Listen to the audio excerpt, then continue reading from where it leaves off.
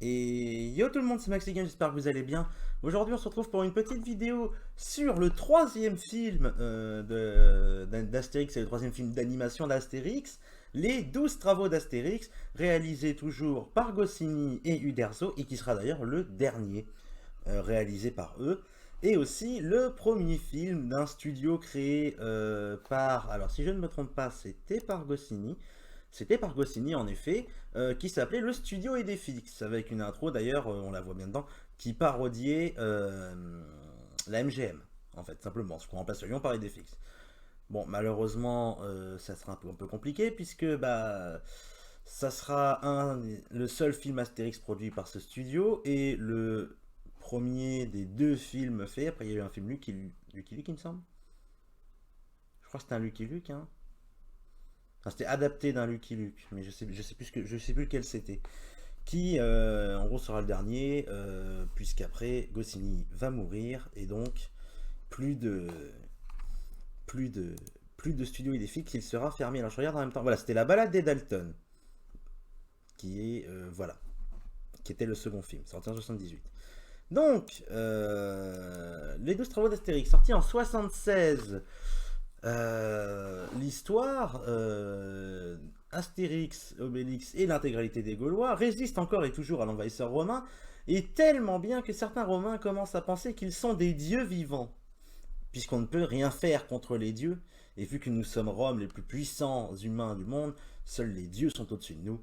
Et donc César va préparer une liste de 12 travaux à réaliser, un peu basé comme pour entre guillemets l'idée des 12 travaux d'Hercule, le tout géré par le personnage de Caius Pepus, le meilleur personnage de ce film. Qui est, qui est un personnage à mourir de rire. Enfin, de toute façon, il a tellement des répliques incroyables. Parce que oui, les enfants, nous arrivons à ce qui est pour moi le meilleur Astérix en dessin animé. Et qui est pour moi, pour l'instant, non détrôné. Et quand je dis le meilleur, c'est le meilleur, je compte les films d'animation de l'époque, je compte les films live action, je compte la nouvelle saga d'Astier. Sur le tout, pour moi, les 12 travaux est clairement le meilleur. L'humour marche, le délire, la parodie, la satire, ce film est satirique au possible, ça marche tellement. Et surtout, ce film a un petit côté nostalgique. En fait, il y a beaucoup de vannes dans ce film, un peu comme dans Cléopâtre d'ailleurs, celui d'avant, hein. Il y a un côté, il y a des blagues de nos jours, mais tu te ferais taxer de raciste pour avoir sorti ça. Alors que ce sont des blagues qui peuvent sont banales, c'est des petits stéréotypes, et que ça marche super bien du début à la fin. Ce film, il y a pour moi rien acheté. Euh, c'est assez complet. Aucune scène entre guillemets ne manque, aucune scène ne fait superflu. Il y a un rythme qui est encore une fois très dynamique, en opposition toujours avec le premier film Astérix le Gaulois par Goussens. Et que dire, c'est une pépite. Ce film est une pépite. Toutes les vannes marchent, que ce soit des comiques de situation, de dialogue, tout est très bien.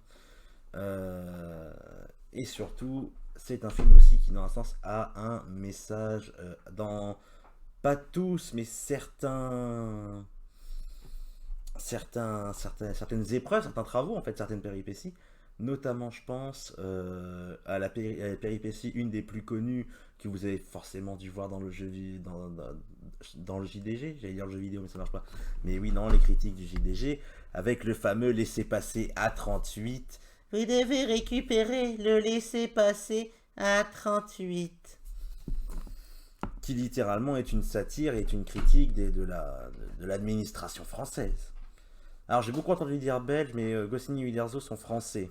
Mais ils bossent une édition belge, mais c'est français. Donc à mon avis, ça doit plus tacler les Français que... Je pense que c'est plus pour les Français que pour la Belgique, cette critique. Mais elle est, entre guillemets, je vais tacler un peu, elle est valable. Elle est valable, hein. Des fois, l'administratif en France peut être extrêmement folklorique. Et je sais qu'on a tous au moins une anecdote là-dessus, voilà. C'est celui qui pour moi m'a le plus marqué. Je dirais ça, La Bête et... comment il s'appelle? Ah, Ah zut, j'ai plus son nom. C'était Olympe. Voilà, Olympe, la lessive des dieux. L'énigme du vieux sage était pas mal. Après, il y en a par contre certains moments où je trouve les péripéties soit moins bien écrites, soit moins bien expliquées, et ça marche bien quand même, hein, mais moins. Moi, typiquement, là où je trouve que ça en fait un peu trop et que ça appuie un peu trop la blague, parce que des fois ça appuie quand même forcément énormément dessus, je vais prendre la blague du Colisée, la blague du cirque, je vous laisserai découvrir, qui est sympathique, mais je sais pas, j'ai pas réussi à accrocher. C'est comme ça arrive. Mais bon, voilà, c'est une péripétie sur les 12. C'est quelques minutes sur l'intégralité du film. Après, le film qui d'ailleurs est un peu plus long, hein. Le film est un peu plus long, hein. Il fait 1 heure, ouais, 1h10, ouais, il fait 1h20. 1h18 en fait, il fait. Donc, parce que je crois que le premier durait 1 heure, c'est sûr. Ah non, 1h12. Non, non, bah non, du coup, oui, c'est à peu près cohérent dans le temps. Enfin voilà, c'est à peu près tout ce que j'avais à dire. Si évidemment, au-delà du montage, les dessins c'est beau, enfin c'est du Derzo, ça marche très très bien. D'ailleurs, c'est le dernier qui aura ce style. Après, on aura des petites spécificités à chaque film dans la réal et dans le visuel. Mais cela, bien sûr, nous en parlerons en temps voulu. Si aussi on peut rajouter bien sûr la musique composée par, eh bien je crois que c'est toujours le même. Je regarde si je le trouve quelque part en même temps. Il me semble normalement c'est le même. Ouais, Gérard Calvi, donc c'est toujours le même compositeur que pour les deux premiers. D'ailleurs la musique d'intro par exemple est la même. Et je crois que c'est le dernier, hein. Il me semble que c'est le dernier dans lequel il fait la musique. Donc bon, non, je verrai, je dis peut-être une bêtise, je verrai au fur et à mesure des vidéos.